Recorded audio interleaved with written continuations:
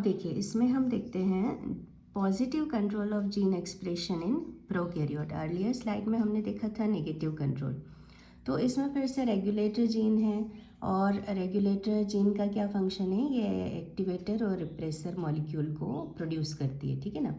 यहाँ पे है रेगुलेटरी प्रोटीन बाइंडिंग साइट्स है, प्रमोटर सीक्वेंसेस है और स्ट्रक्चरल जीन्स के सिंथेसिस के लिए डीएनए स्ट्रक्चरल जीन डीएनए है, ठीक है ना। तो these are important sequences which are taking part in gene expression control in microbes. तो रेगुलेटर क्या होता है कि ये रेगुलेटर जीन इनएक्टिव एक्टिवेटर को पॉजिटिव कंट्रोल मैकेनिज्म में प्रोड्यूस करती है, ठीक है। तो बेसिक पर्पस यहाँ पे ये है कि activator protein bind to DNA to turn on transcription की टर्निंग ऑन होना है, इसके लिए एक्टिवेटर प्रोटीन बाइंड करेगा डीएनए से। तो देखिए इनएक्टिव एक्टिवेटर यहाँ आया और इनएक्टिव एक्टिवेटर क्योंकि ये इनएक्टिव है इसलिए आरएनए पॉलीमरेज एंजाइम है ना, RNA polymerase enzyme that's why can not bind to the promoter without activator at regulator protein binding site. तो आरएनए पॉलीमरेज जो होता है ना, तो प्रमोटर से बाइंड नहीं कर पाएगा क्योंकि उसको रेगुलेटर्स प्रोटीन बाइंडिंग साइट पे एक एक्टिवेटर की नीड होती है यहाँ पे, ठीक है ना। तो अब क्या होता है कि फिर हम एडिशन करते हैं। अगर इंड्यूसर आ जाता है ना, तो एडिशन होता है इंड्यूसर का, तो रेगुलेटरी जीन ने जो सिंथेसिस किया इनएक्टिव एक्टिवेटर का, इससे इंड्यूसर आके अटैच हो जाता है। अब इंड्यूसर अटैच हो गया तो क्या हुआ कि एक्टिवेटर इंड्यूसर कॉम्प्लेक्स का फॉर्मेशन हुआ। एक्टिवेटर इंड्यूसर कॉम्प्लेक्स का फॉर्मेशन होने से ये बाइंड कर लेता है रेगुलेटर प्रोटीन बाइंडिंग साइट पे।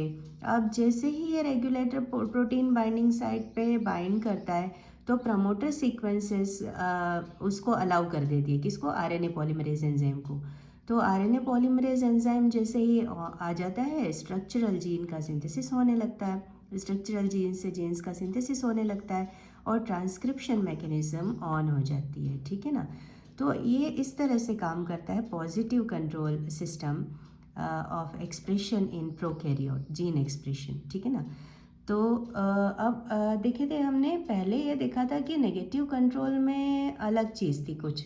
तो नेगेटिव कंट्रोल में क्या था कि यहाँ पे रिप्रेसर मॉलिक्यूल था और रिप्रेसर फिट हो जाने के कारण RNA polymerase enzyme promoter sequence पे जुड़ नहीं पाता था।